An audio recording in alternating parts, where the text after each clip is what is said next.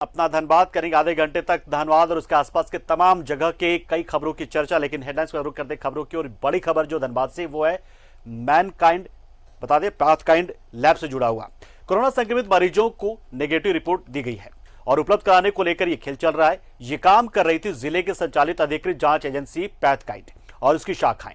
पैथकाइंड गलत तरीके से कोरोना की एंट्री कोविड-19 मैनेजमेंट सिस्टम के माध्यम से कर रहा था। इसके बाद बगैर जांच के रिपोर्ट नेगेटिव जारी कर दिया गया। इसका खुलासा तब हुआ जब RAT rapid antigen test kit जिले में नहीं रहने के बावजूद पैथकाइंड के सिंदरी सेंटर से लगातार रैट जांच की रिपोर्ट अपडेट की जा रही थी। पैथकाइंड में कोरोना रिपोर्ट पॉजिटिव नेगेटिव का खेल। पैथकाइंड का सिंदरी फ्रेंचाइजी दे रहा था नेगेटिव रिपोर्ट। बिना जांच के दिया जा रहा था नेगेटिव रिपोर्ट। जिला प्रशासन की टीम ने जांच में पकड़ी अनियमितता। डीसी ने दिया प्राथमिकी दर्ज कराने का आदेश। फ्रेंचाइजी समेत 2 लोगों के खिलाफ प्राथमिकी दर्ज करने का आदेश। पैथकाइंड से 24 घंटे में मांगा गया जवाब। दोषी पाए जाने पर होगी कठोर कार्रवाई। धनबाद में कोरोना संक्रमित मरीजों की नेगेटिव रिपोर्ट उपलब्ध कराने का खेल चल रहा है। ये काम कर रही थी जिले में संचालित अधिकृत जांच एजेंसी पैथकाइंड और उसकी शाखाएं। पैथकाइंड गलत तरीके से कोरोना की एंट्री कोविड-19 मैनेजमेंट सिस्टम के माध्यम से कर रहा था। इसके बाद बगैर जांच के रिपोर्ट नेगेटिव जारी कर दिया जा रहा था। इसका खुलासा तब हुआ जब रैट किट जिले में नहीं रहने के बावजूद पैथकाइंड के सिंदरी सेंटर से लगातार रैट किट की रिपोर्ट अपडेट की जा रही थी। इसकी बारीकी से जांच के बाद मामले का खुलासा हुआ और नोडल प्रभारी की रिपोर्ट के बाद जिला प्रशासन रेस हुई। आनन फानन में प्रशासनिक टीम का गठन कर इसकी जांच कराई गई, जिसमें सिंदरी का फ्रेंचाइजी विकास कुमार और एक VLE गौतम के शामिल होने का खुलासा हुआ। कि जो भी पेशेंट रहता था, पेशेंट से वो मिलके और गौतम नाम के एक VLE से कांटेक्ट करके ये लोग नेगेटिव रिपोर्ट जनरेट करके और पब्लिक को देता था। यही रिपोर्ट वो करते थे। तो इसमें गौतम को हम लोगों ने बुलाया। गौतम ने ख्याल कि अपना लिखित बयान भी दे दिया है कि सर हम ऐसा करते थे और उसके एवज में विकास जो है हमको 400 रुपये देते थे। जो भी हम लोग कैंप के टाइम इन लोगों को लॉगिन पासवर्ड वगैरह दिए थे उसको अभी यूज़ करके हमारे CMS पे जाते थे और डेली का डेली एंट्री करते थे। हमारे जब जिला में रैट का किट था ही नहीं और ये लोग रैट से लगातार ये लोग रिपोर्ट निकाल कर दे रहा था, जनरेट कर रहा था। तब हम लोग उस लॉगिन पासवर्ड डिवाइस पता किया कि डिवाइस कहाँ पे, तो पता चला कि वो झरिया के बकरहट्टा में लोकेट हुआ है। वहाँ से ये लोग जनरेट करता था।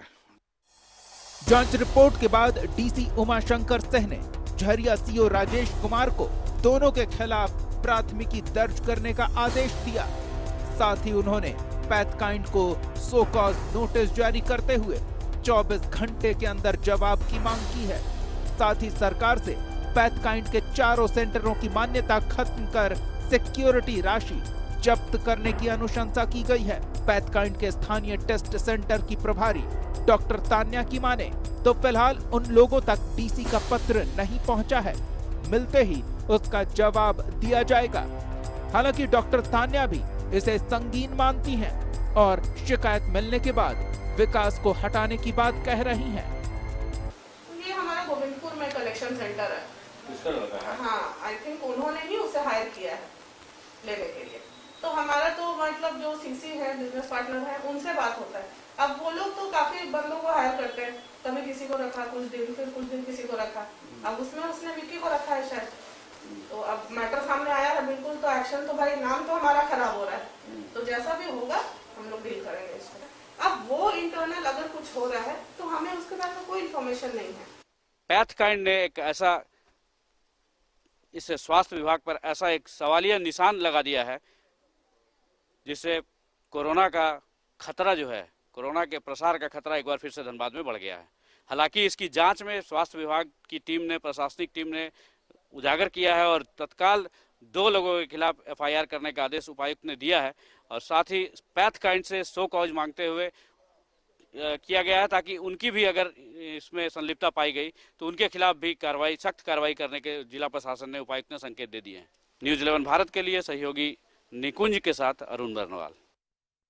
तो पैथकांड की ये लापरवाही समूचे मानव जाति यानी कि मैनकाइंड के लिए कहीं ना कहीं एक खतरे की घंटे की तरह और जांच का विषय बन चुका है ये पूरा मामला।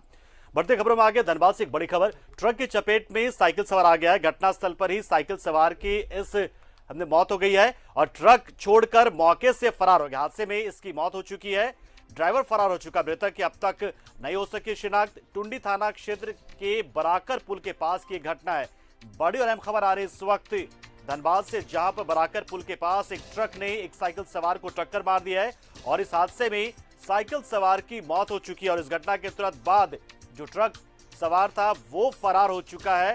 हालांकि अभी तक इस मृतक की शिनाख्त भी नहीं हो पाई है क्योंकि इसके पास ऐसे कोई कागजात या दस्तावेज भी नहीं मिले और ना ही इसके आसपास किसी ने कहा कि वो इन्हें जानते हैं। लिहाजा पुलिस अब शिनाख्त करने की कोशिश करे, लेकिन फिलहाल इस लाश को कब्जे में लेकर पोस्टमार्टम के लिए भेज दिया गया है और अज्ञात वाहन पर मामला दर्ज कर लिया गया है।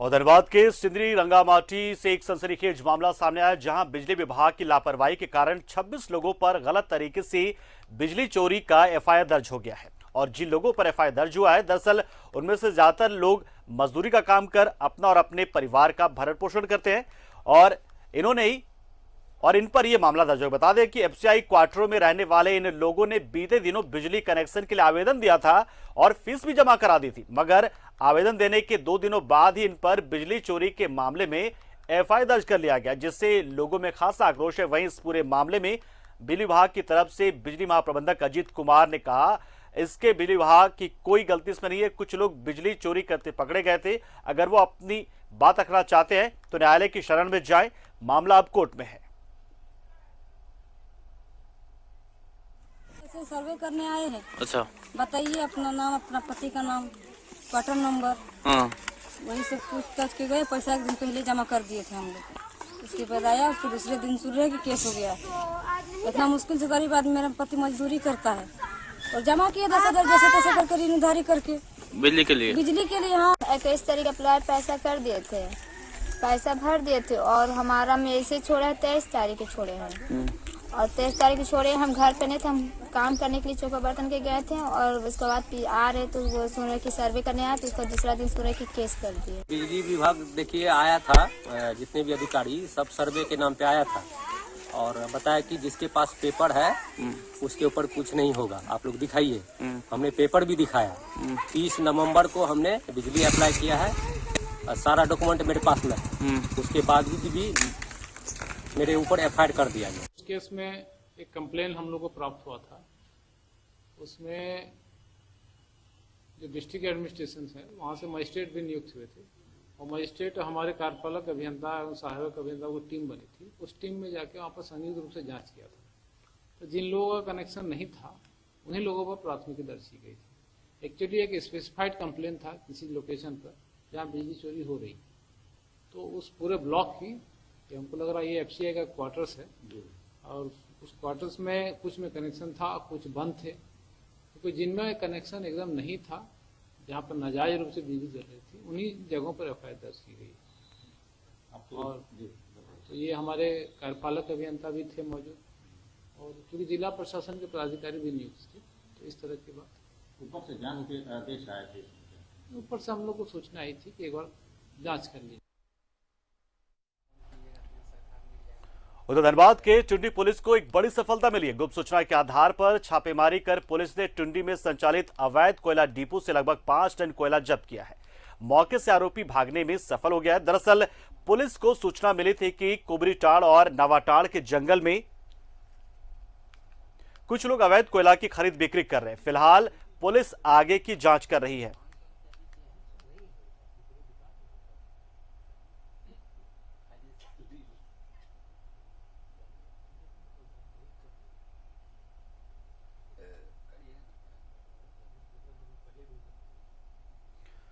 उधर झारखंड राज्य अनुसूचित जाति आयोग के चेयरमैन शिवधारी राम सचिव के साथ निरीक्षण करने के लिए झरिया पहुंचे, जहां पिछले दिनों जमीन धंसने से एक महिला के जिंदा दफन होने की खबर आई थी।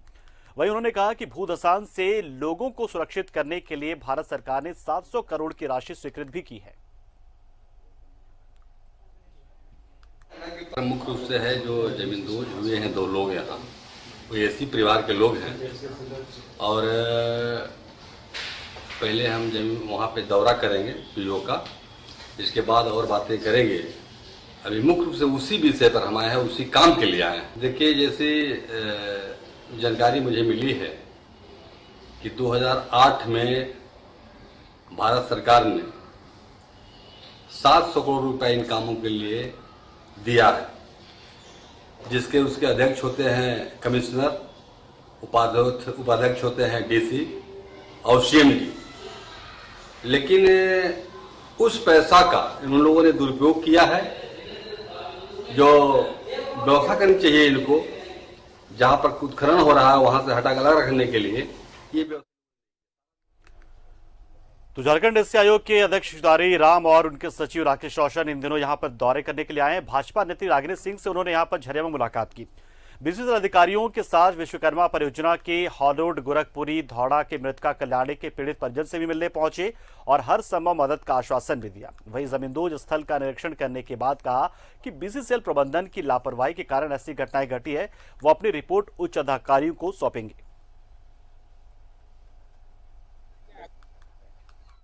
सो नहीं पाते हैं, ये सब कहानी उन लोगों ने कहा और हृदय से मुझे भी आंख से आंसू आ गया इनकी दर्द सुन करके। जैसे कि मैं भी गरीब का बेटा हूं, मुझे पता है गरीब, तो मैंने सुना है। और मैनेजमेंट के लोगों ने कहा कि हम इनके लिए अलग व्यवस्था किए हैं रहने का, वहाँ पर चलें, इनको हम क्वार्टर देंगे, इनको हम पानी देंगे, बिजली देंगे, यातायात के साधन देंगे। इन लोगों ने कहा कि नहीं, वहाँ झूठ बोल रहे हैं आप, इसे झूठ बोल रहे हैं, वहाँ कोई व्यवस्था आपके पास नहीं है, न बिजली है, न पानी है, न खिड़की है। इन लोगों ने बताया।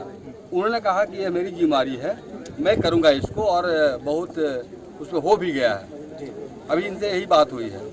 इसके बाद यह जो नियम संगत कार्रवाई होगी। और फिलहाल अपना धनबाद में रुकते एक छोटे से ब्रेक के लिए जल्द हाजिर होंगे कुछ और अहम खबरों के साथ।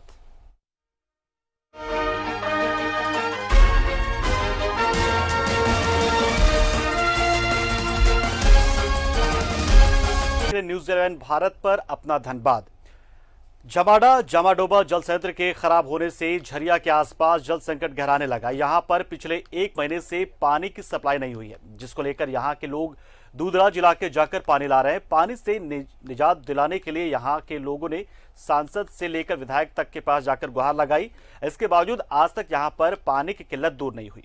वहीं एसडीओ पंकज झा ने 3 दिनों के अंदर संयंत्र को ठीक कर पूरे इलाके से जल संकट को दूर करने की बात कही, लेकिन अब देखना है कि इलाके से जल संकट कब तक दूर हो पाता है।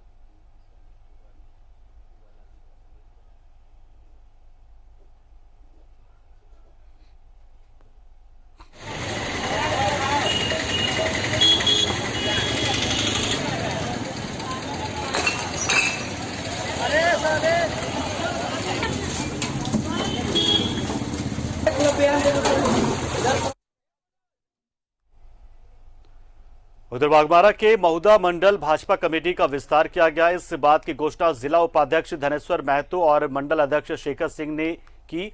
दोनों पदाधिकारियों ने बताया कि जल्दी मंच मोर्चा का भी विस्तार कर लिया जाएगा। कार्य समिति में 29 सदस्यों को रखा गया है। बागबारा विधायक डुल्लू महतो समेत 12 आमंत्रित सदस्य इसमें बनाए गए हैं।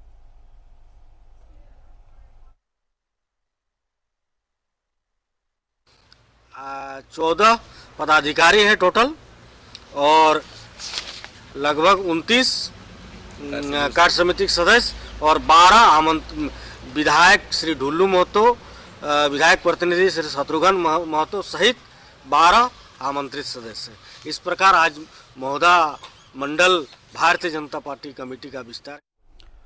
उधर गोमिया में कोरोना काल के दौरान स्कूल खुलने पर अभिभावकों ने बच्चों को कोविड संक्रमण की सुरक्षा को लेकर स्कूल नहीं जाने दिया और जानकारी के लिए खुद ही स्कूल का चक्कर लगाते रहे। उनकी अशिक्षा तथा शिक्षकों से बात करने की उनकी हिचक की वजह से अब बच्चों के भविष्य पर ग्रहण लग गया। उनको पता ही नहीं चला कि नामांकन तिथि की घोषणा कब हो गई और कब अंतिम तिथि समाप्त हो गई। इसी के कारण सुदूर पिपराबाद के 3 छात्रों का कक्षा 9 में एडमिशन ही नहीं हो पाया। अब छात्रों ने जिला शिक्षा पदाधिकारी से गुहार लगाई है। जाने ना पार लिए लॉकडाउन कोरोना की बीमारी आ गई, इसलिए हमने समझे ना पार लिए। बाप फले से बाहर नहीं हल तो हमने मैं क्या जानते बाहर नहीं। स्कूल का टीचर लोग आप लोग को जानकारी नहीं दिए? जानकारी बहुत दिन हल जानकारी। लॉकडाउन में पता नहीं चला बच्चा सब हम भेज दिए जो पता करें का पता करो ना पता नहीं तो एडमिशन ना भेज फिर से कहिया एडमिशन खुलना और कहिया। और चलिए अब दिखाते हैं आपको कुछ ऐसी खबरें कि किस तरीके से तैयार है कोयलांचल धनबाद नववर्ष के आगाज पर और किस तरह के जश्न बन रहा है। साल 2020 के अंतिम दिन धनबाद के भटिंडा फॉल में सैलानियों की भीड़ देखने को मिली, जहां लोग परिवार के साथ पिकनिक की मस्ती में झूमते गाते नजर आए। साल के अंतिम दिन सुबह से घना कोहरा छाया रहा, फिर भी लोग पिकनिक स्पॉट पर मस्ती करते नजर आए। एक रिपोर्ट आपको दिखाते हैं। धनबाद का भटिंडा फॉल न सिर्फ धनबाद या झारखंड बल्कि पश्चिम बंगाल और बिहार के सैलानियों के लिए भी फेवरेट डेस्टिनेशन बना हुआ है। यहाँ की प्राकृतिक छटा लोगों को बरबस अपनी ओर आकर्षित कर लेती है। हालांकि बीते साल हुए कुछ घटनाओं ने जिला प्रशासन को चाक चौबंद व्यवस्था के लिए मजबूर किया। खतरनाक जगहों की प्रशासन की ओर से बैरिकेडिंग की गई, लोगों को वहां जाने से रोका गया। खुशनुमा मौसम में बेफिक्र होकर लोग अब नए साल का जश्न मनाते भटिंडा फॉल में देखे जाते हैं। ये 2020 इतना बुरा साल रहा है तो हम लोग सोचे आज लास्ट डे थोड़ा सा एंजॉय कर ले, फैमिली गेट टुगेदर हो जाए, इसीलिए हम लोग भटिंडा फॉल क्योंकि धनबाद के पास भी था, हम लोग बैंक मोड़ से आए हैं। तो अच्छा लग रहा है, भीड़ तो काफी है।